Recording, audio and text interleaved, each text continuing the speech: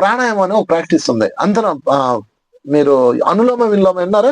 యోగాలో ఎలా ఉంటది, అది ప్రాక్టీస్ చేయండి. అది ఒక 10 నిమిషాలు ప్రాక్టీస్ చేసి ధ్యానం చేసుకోండి, సెట్ అయిపోద్ది. అంటే బాడీలో ఆక్సిజన్ లెవెల్స్ లేని వాళ్ళు ఊగుతారు, గుర్తుపెట్టుకోండి. నాడీ మండలంలో ఆక్సిజన్ లెవెల్స్ లేవనుకో వాళ్ళు ఇలా వైబ్రేట్ అవుతూ ఉంటారు. నాకు ఒక ఫ్రెండ్ ఉన్నాడు, వేమ ఆదిశేషు, మీకు తెలుసు కదా వేమ ఆదిశేషు గారు. ఆయన ధ్యానంలో కూర్చోబెడితే 2 చేతులు ఇలా తిప్పుతుంటాడు ఇలాగా. ఒకసారి ఏదో టెంపుల్కి వెళ్ళాడు, ఆడు కూర్చొని ధ్యానం చేస్తుంటే ఇటు తిప్పుతా ఉన్నాడు. మళ్ళీ మేము వచ్చేదానికి అరటిపాయలు, కొబ్బరి పళ్ళు, అరటిపళ్ళు, తాంబూలాలు అటు ముందు పేర్చేసి ఊదొత్తులు, దీపాలు వేసి ఊగుతా ఉన్నాడు. వాడు మన అడుగుతా ఉన్నాడు, వాళ్ళు పెట్టేసి వెళ్ళిపోతా ఉన్నాడు, తన్నాలు పెట్టాడు. ఇంకొక ఆమె ఉంది, ధ్యానంలో కూర్చోబెడితే ఇక్కడ కూర్చోబెడితే 10 నిమిషాలు ఆడుంటది, కప్పలాగా ఎగురుతా ఉంటది. వాళ్ళు నిజంగా చెప్పాలంటే వాళ్ళు పర్ఫెక్ట్ ధ్యానంలో, వాళ్ళు పర్ఫెక్ట్ అనమాట. వాళ్ళు అంటే వాళ్ళు పూర్తిగా అంకితం అయిపోయారు. ఇంకా వేరే మైండ్ ఉండదు వాళ్ళ కంట్రోల్లో. అంటే వాళ్ళ బాడీని కంట్రోల్ చేయలేరు, కానీ చేయాలనుకుని చేయొచ్చు. కానీ మీరు అనుకోవట్లా, ఊగే వాళ్ళు అనుకోరు, అది గొప్ప విషయం అనుకుంటారు. అనుకోకండి, అలా ఒక్కండి. ఎప్పుడు ధ్యానం అంటే నిశ్చలంగా, నిర్మలంగా, కోనేరులా ఉండాలి, బుద్ధుల్లా ఉండాలి. అంతేగాని వికార చేష్టలు చేయకూడదు. మొన్న ఎక్కడో చూశాను, కాళ్ళు పైకెత్తి ఇలా తిప్పుతా ఉన్నారు, ఒకరి చేతులు ఎలా తిప్పుతా ఉన్నారు, ఒకరు ఇలా ఉన్నారు, పూనకాలు వచ్చినట్టు. అదేదో దెయ్యాల సభలా ఉంది అది. ఆయనేమో ధ్యానం చేస్తున్నారు.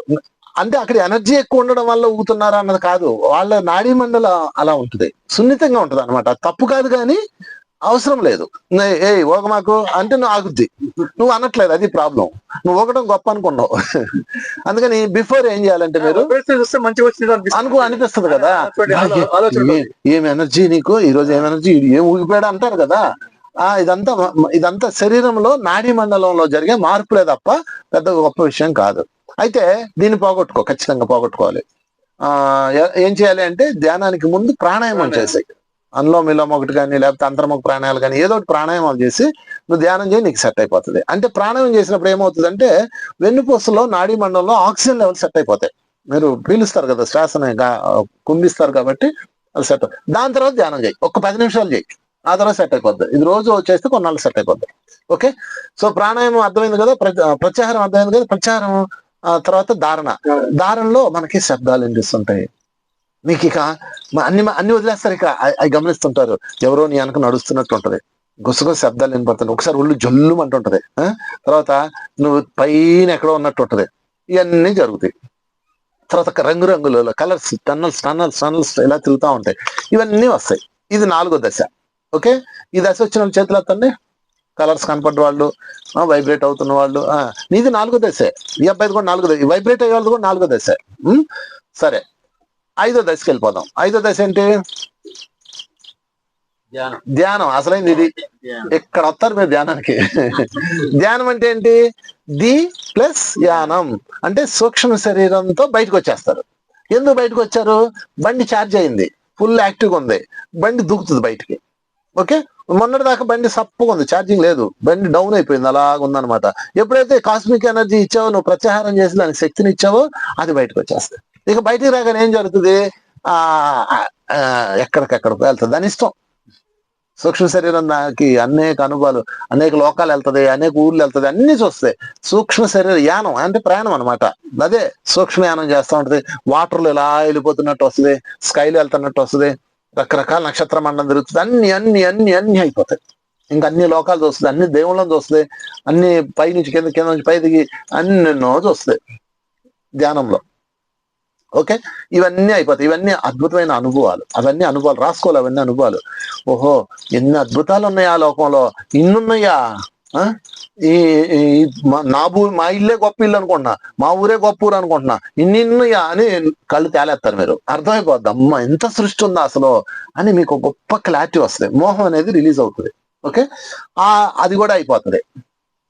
అన్ని రకాల దేవుళ్ళు, అన్ని రకాల లోకాలు అన్ని అయిపోతాయి. దాని తర్వాత లాస్ట్ ఏంటి? సమాధి. ఆ సమాధి దగ్గరకు వచ్చేటప్పటికి మీకు అన్ని సమాధానాలు దొరికేస్తాయి. No question, no answer, no doubts, అన్ని క్లారిటీ వచ్చేస్తాయి. ఇక నిర్వికల్ప సమాధి. నిర్వికల్ప అంటే ఎటువంటి ఆలోచనలు ఉండవు, ఎటువంటి మనసు ఉండదు, ఎటువంటి ప్రత్యాహారం ఉండదు, ఎటువంటి ధారణ ఉండదు, ఎటువంటి సూక్ష్మ శరీరాలు ఉండవు, ఎటువంటి దృశ్యాలు ఉండవు. నిశ్చలంగా, నిర్మలంగా, కోనేరులా ఉంటారు. ఎలాగా? కోనేరు చూసారు ఎలా ఉంటది? అలా ఉంటుంది, తటాకం.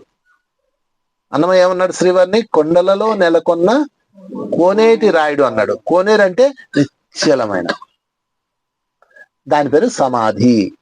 ఏంటది? సమాధి. ఇక్కడతో మీ జర్నీ అయిపోతుంది. ఓకే, 6వ మెట్టుది చెప్పండి. ఆసనము, ప్రాణాయామం, ప్రత్యాహారము, ధ్యానం, ధారణ, ధ్యానం, సమాధి. ఈ మెట్టు కోసం నీ బాధలన్నీ.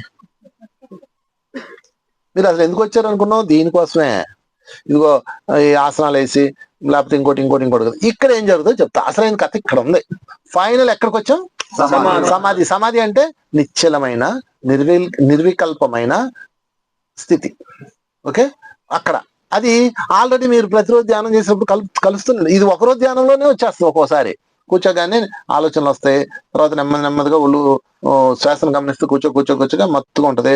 తర్వాత మళ్ళా అవేర్నెస్ లోకి వస్తారు. మళ్ళా నిశ్చలం, అన్ని అనుభవాలు అయిపోతాయి. ఇంకా దేని మీద ఆసక్తి ఉండదు, నిశ్చలంగా ఉంటారు అలాగా. ఇప్పుడు చిన్న చెట్టు ఎందులో ఉంది తెలుసా?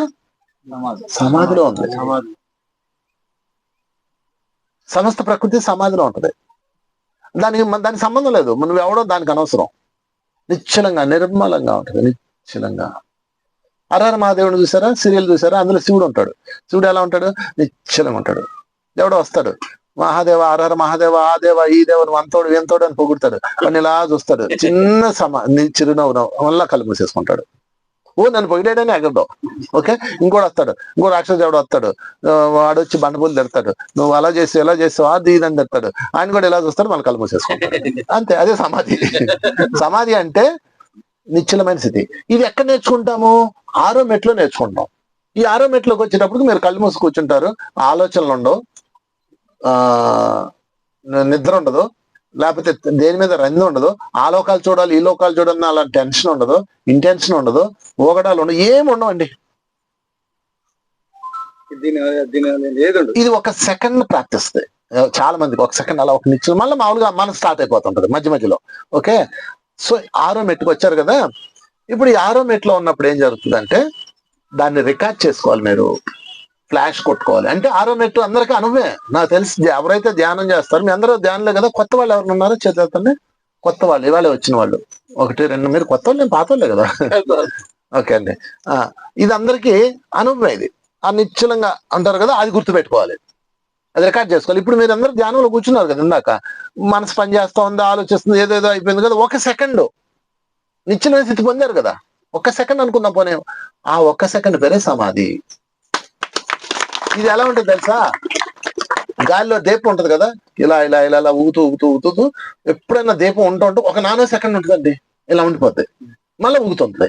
దాన్ని కృష్ణుడు ఏమంటాడంటే, వాయు ప్రసారం లేని చోట దీపం వలె యోగి నిశ్చలంగా ఉండవలెను అంటాడు. అదేనా? వాయు ప్రసారం లేని చోట దీపం వలె యోగి నిశ్చలంగా ఉండవలను. అది సమాధి.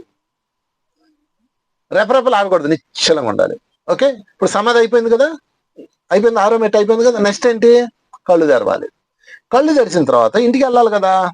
ఇంటికి వెళ్ళిన తర్వాత నీ సమాధి ఒరిజినల్ డూప్లికేటా చెక్ చేయడానికి ఎవరో వాళ్ళు ఉంటారు. నీ పెళ్ళం ఉంటది, నీ భర్త ఉంటాడు, లేకపోతే నీకు ఆడపడుచు ఉంటది, నీ కోళ్ళు ఉంటుంది, నీ కొడుకు ఉంటాడు, ఎవడో కూడా ఉంటారు కదా. వెళ్ళిన తర్వాత నిన్ను రెచ్చగొడతారు. నువ్వు అట్టోటోడివి, నువ్వు ఇట్టోటోడివి, ఇప్పుడు దా ఎక్కడ సచ్చావు, ఇప్పుడు దా ఆడిపోయావే అంటాడు మొగుడు, లేకపోతే ఆడి చచ్చావు అంటాడు పెళ్ళం. ఇలా రకరకాలుగా రెచ్చగొడతాను నేను. ఆయన నువ్వు ఎలా ఉండాలి? అక్కడ ఎలా ఉన్నావో ఇప్పుడు కూడా అలాగే ఉండాలి. అలా ఉండి యాక్టివిటీస్ చెయ్యాలి. అర్థమైందా? మీరు అలా ఉండిపోవడం అంటే అలా ఉండిపోవడం కాదు. ఇప్పుడు మీ ఆయన వచ్చి నేను తిడతాను అనుకున్నాను, ఎలా ఉండిపోవడం కాదు. లోపల ఎలా ఉండాలి? వాయు ప్రసారం లేని చోట, చెప్పండి, దీపము వలె నిశ్చలంగా ఉండాలి. బాగా గుర్తు. అర్థమైందా మీకు? అది వాయు ప్రసారం లేని చోట దీపం అంటే గాలి లేని చోట దీపం. మీరు ఎప్పుడైనా ఇంట్లో దీపం పెట్టినప్పుడు చూడండి, అది గాలి లేదనుకోండి, ఇలా ఉంటుంది, గీత కొట్టినట్టు ఉంటది, అసలు ఇలా అంతా నీట్ గా ఉంటది అది. అందుకే ఆ నిశ్చలమైన దీపం గుర్తు తెచ్చుకోండి ఎప్పుడైనా. ఓకే, వాళ్ళు ఏం చేస్తారు? మిమ్మల్ని ఇరిటేట్ చేస్తారు. మీరు ఎలా ఉండాలి? లోపల నిశ్చలంగా ఉండి వాళ్ళ సంగతి తేల్చాలి. కళ్ళు తెరిచే మామూలుగానే ఉండాలి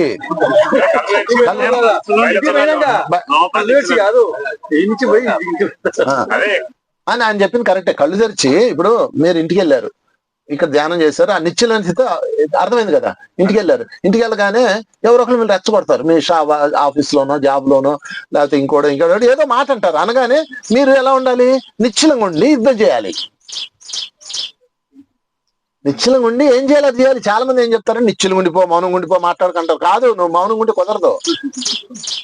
అర్థమైందా మీకు? ఎప్పుడు రియాక్ట్ ఎలా అవ్వాలి? నువ్వు నిశ్చలంగా ఉండి రియాక్ట్ అవ్వాలి. నువ్వు నిశ్చలంగా ఉండకుండా రియాక్ట్ అయ్యావనుకో నువ్వు ఫెయిల్ అయిపోయినట్టే, సమాధి పోయింది. మళ్ళా వచ్చేయండి మీరు సాధనకి. మీ సాధన ఫలించింది అనడానికి గుర్తేంటో చెప్పండి. నిశ్చల చిత్తే జీవన్ముక్తి.